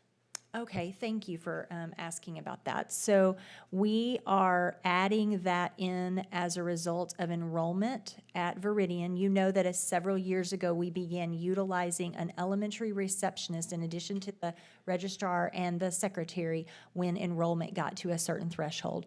And Veridian has far exceeded that threshold. So we are also asking for that unit to be added. Thank you for bringing that up. Cicely, I have a question. Yes, sir. There's a rule of 45 days or so many days before school start that you don't have to release a teacher.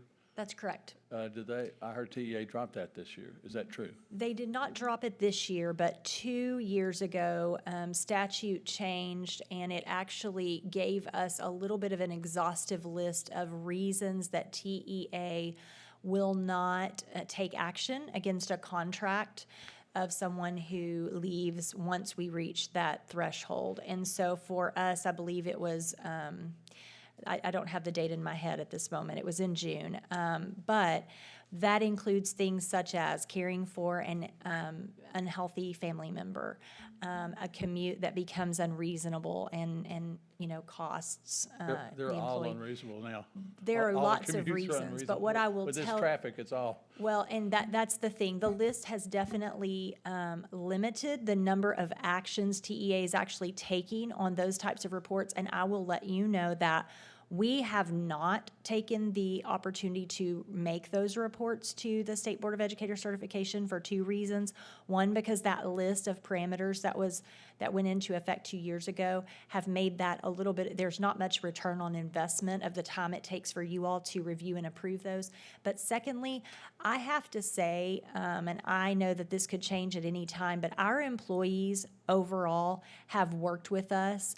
And even when they do have a situation where they're telling us, I can't do this, I need to leave, the majority of them are actually working with their principal and saying, I want to be reasonable. I'll help you find a suitable replacement. So we have not, as a district, chosen to bring all of those forward because we know that for the most part, when an employee is in a situation requiring them to want to make that decision, it probably is in their best interest and not in the best interest of the district for us to create an obstacle to that.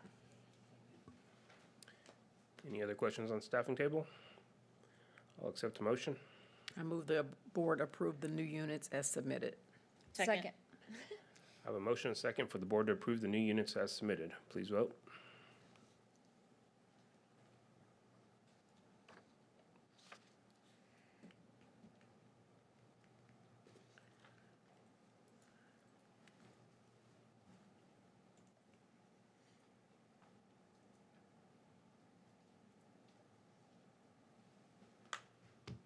That motion passes. 14.03, consider approval of RFQ 23-13 for FF&E at Bel Air Elementary School. Mr. Kerbo. Thank you for the opportunity to bring this to you. Before I talk about this agenda item, I wanted to point out a few things in the construction update that I wanted to make you aware of. There are a few of those projects that were done through our managed job order contracting process that we would have had difficult time getting through. Having that program in place allowed those projects to move along more quickly. That was the electrical upgrades for the Buinger Center to add the welding program, the turf field replacement or renovation at Trinity, the gate at Pennington Field, and there's a number of others that allows us to get through there. So I just wanted to point that out. Thanks to the wisdom of the board to have approved that in February. Sure. So as you heard in the construction update, Bel Air Elementary is moving right along. Well, now it's time for us to outfit it with furniture and equipment and so forth. So we issued a solicitation to vendors that are qualified for this. We provided a good number of a bit of information in our Friday updates, and you've been provided with a tabulation. But our recommendation is to award this purchase to Indico Sales as presented in the agenda item. Any questions? I'll accept a motion. I move the board approve RFQ 23-13 for furniture, fixtures, and equipment for Bel Air Elementary School and award this purchase to Indico Sales as presented. Second. I have a motion and a second for the board to approve RFQ 23-13 for furniture, fixtures, and equipment for Bel Air Elementary School and award this purchase to Indigo Sales as presented. Please vote.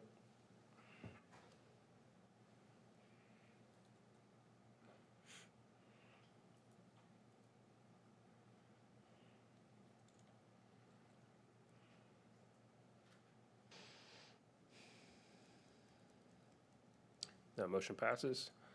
Consider approval of extension of property and casualty insurance award. Can we just skip this one?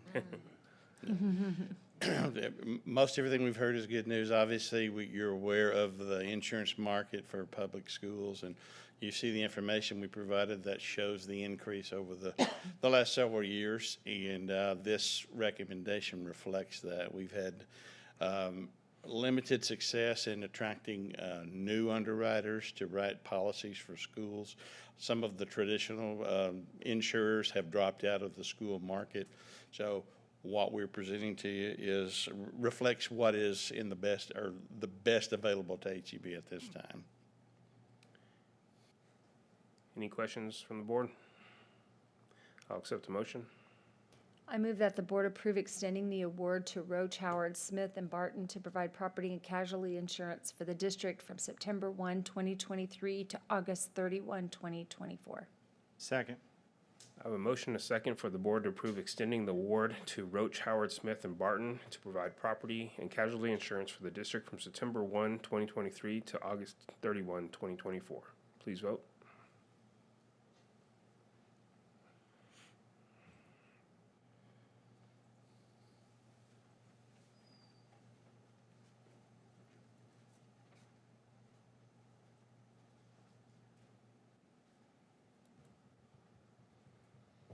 That motion passes. 14.05, consider approval of resolution approving 2022-2023 application of GASB 54. Alrighty.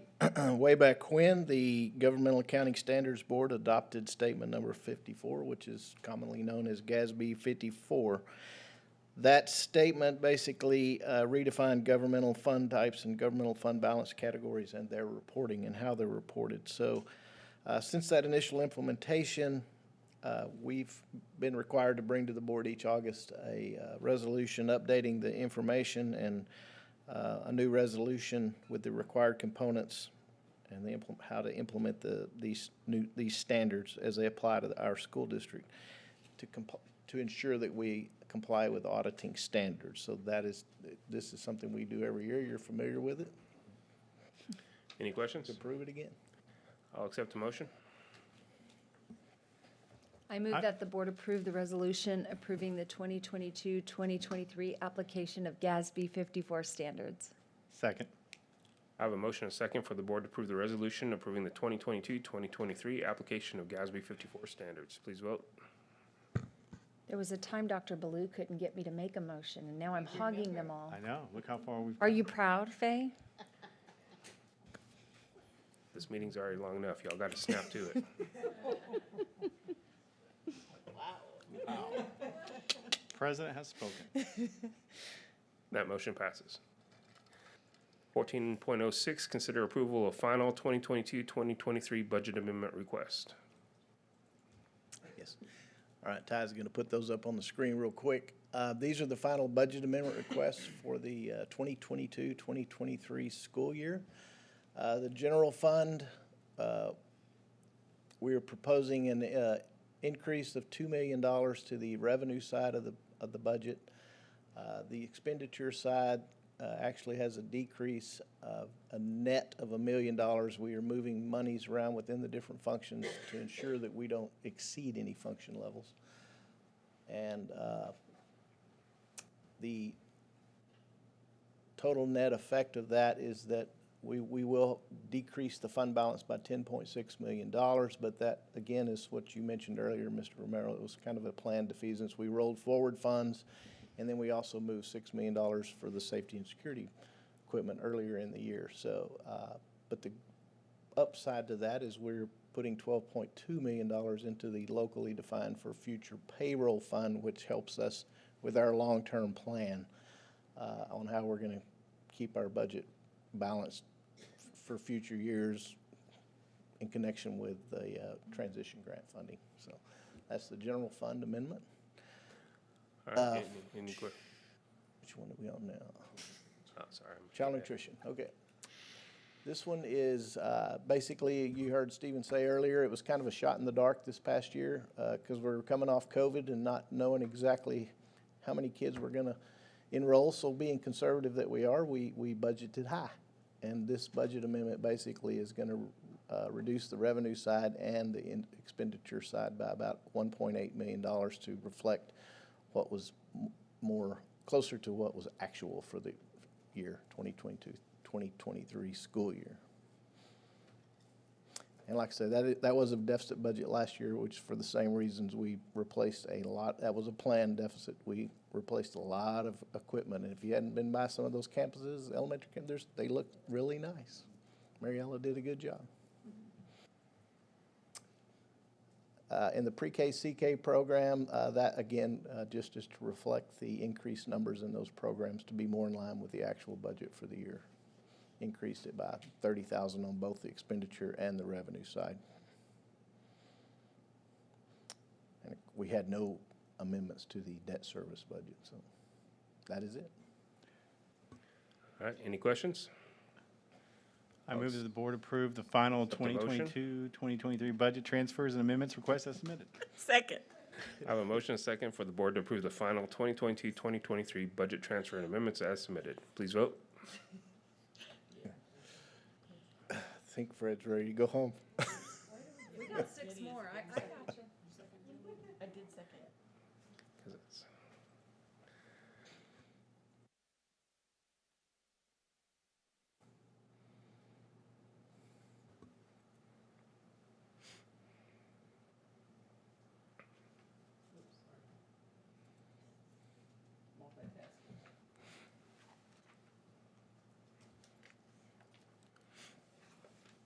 That motion passes. 14.07, consider approval of resolution directing the defeasance and/or redemption of certain HEB ISD outstanding unlimited tax bonds. Okay, as you heard Mr. Jones say, and as we have talked about in the Friday update, we will need to defease approximately $8.5 million in bonds in order to hold our INS tax rate steady for this next year. And this is the exact same thing we did this past year, where we defeased about $5 million. This is actually going to be about $8.5 million required to keep our rate in line with the voter approval tax rate. So, Any questions on the defeasance? I'll accept a motion. I move the board approve the adoption of resolution directing the diffusing and redemption of certain HEB ISD outstanding unlimited tax bonds. I have a motion and a second for the board to approve the adoption of a resolution directing the defeasance and/or redemption of certain Hurst-Euless-Bedford Independent School District outstanding unlimited tax bonds. Please vote.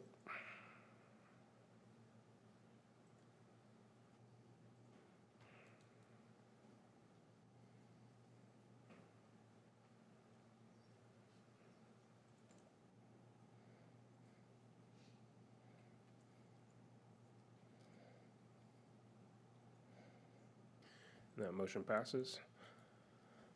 Consider approval of adoption of the 2023-2024 budget. this one is pretty straightforward. This is the budget as presented by Mr. Jones just a few minutes ago, asking for the adoption as presented. Any questions? I'll accept a motion. I move that the board approve the 2023-2024 revenue and expenditure budget for the general fund, the food service fund, the debt service fund as required by law, and the revenue and expenditure budget for CK Pre-K fund. Second.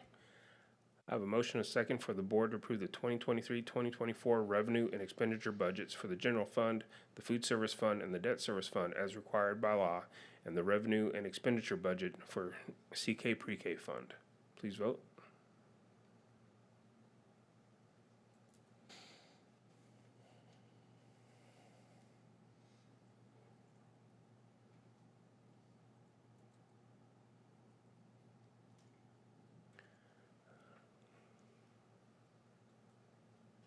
And that motion passes. 14.09, consider approval to set the 2023-2024 tax rate. Okay, this is in conjunction with the budget. We are asking for the approval of the 2023-24 tax rate. As presented, the M&O tax rate of 68.55 cents, the INS tax rate of 23.56 cents, total tax rate of 92.11 cents, which, as we've said before, it's an 18.87 cent drop in overall tax rate. Any questions? I'll accept the motion. I move the board approve the property tax rate by adopting tax rate of 92.11 cents. Second. I have a motion and a second for the board to approve the property tax rate by be decreased by the adoption of a tax rate of 92.11 cents. Please vote.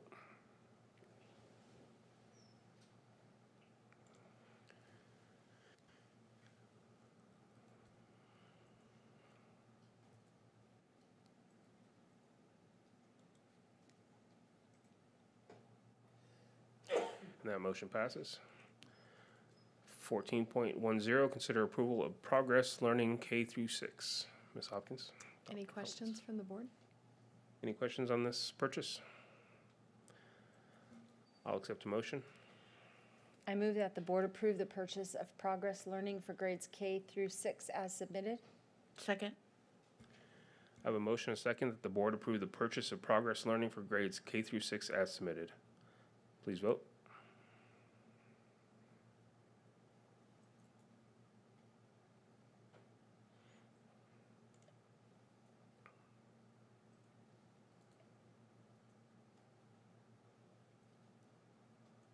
That motion passes.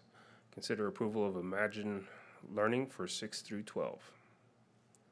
Same thing. Any questions? I'll accept the motion. I move the board approve the purchase of Imagine Learning for grades 6 through 12 as submitted. Second. I have a motion and a second that the board approve the purchase of Imagine Learning for grades 6 through 12 as submitted. Please vote.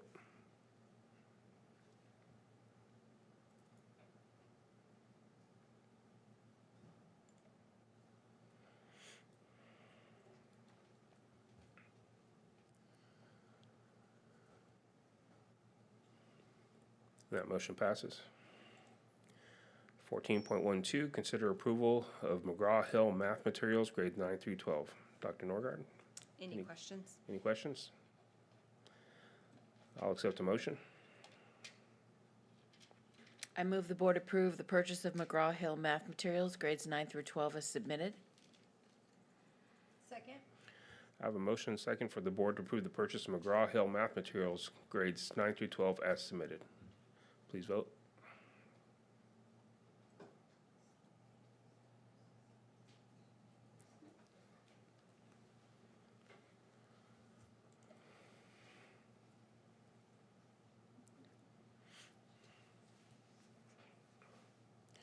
And that motion passes.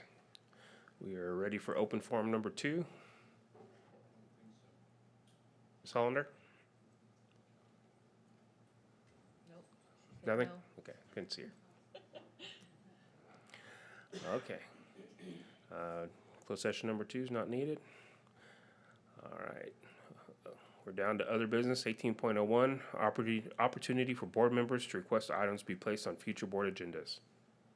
Anything this evening? Mr. President, I talked with Gary Lassad, who said he wanted to give us a TAD update at our next board meeting. I recommended that he come to open session number 2, do his 3 minutes. He said, could I ask you guys for 5 minutes and put it on the agenda? I said, well, I'll at least ask. Does anybody want to give that a second? I'm indifferent. What is this topic? Report from TAD. Karen Appraisal District? Yes. Okay, without a second. Thank you. Anything else? All right, 18.02, consider approval of TASB Board of Directors, Region 11, position B and C. So, Region B is the Fort Worth specific, Fort Worth ISD specific position. For position C, I move that the board approve to endorse Justin Chapa to the TASB board position Region 11B. Sorry. Let me start that over again. I move the board approve Quentin Phillips to the TASB position Region 11B and endorse Justin Chapa for the TASB board position 11C. Are there any other motions? Is there a second? Second.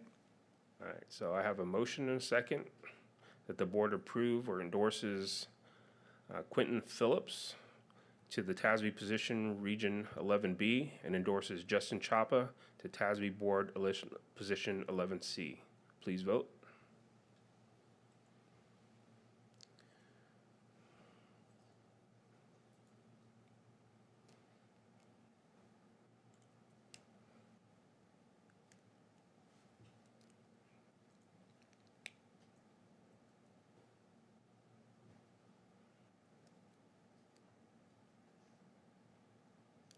And that motion passes. 18.03, consider approval of board operating procedures. We all received these at our last work session, had a chance to read them over and provide feedback. Anybody have any questions or comments or discussion? Great Yeah, job. thanks to Yeah. Mr. Brown and Ms. Cole for doing all this work. seriously. Because it was a lot. All right, I'll accept a motion. I move that the board approve the revisions to the HEB ISD board operating procedures as submitted. Second. I have a motion and a second for the board to approve the revisions to the HEB ISD board operating procedures as submitted. Please vote.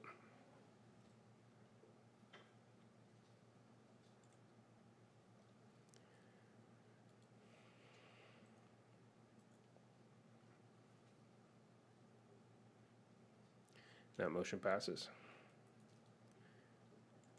Thank you again to that committee. 18.04, consider action on House Bill 3. Do I have a motion?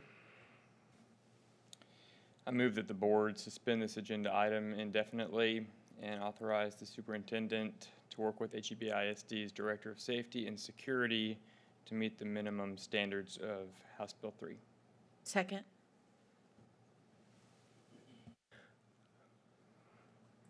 Let's see. I don't, it's not in here, so I don't. Can you read it?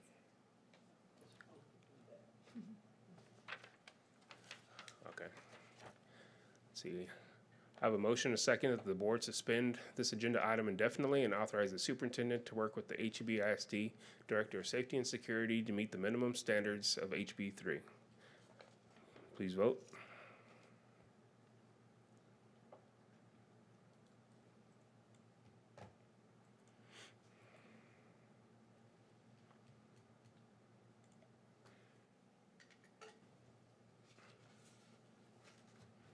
And that motion passes. I will accept the motion for adjournment. So moved. We are adjourned.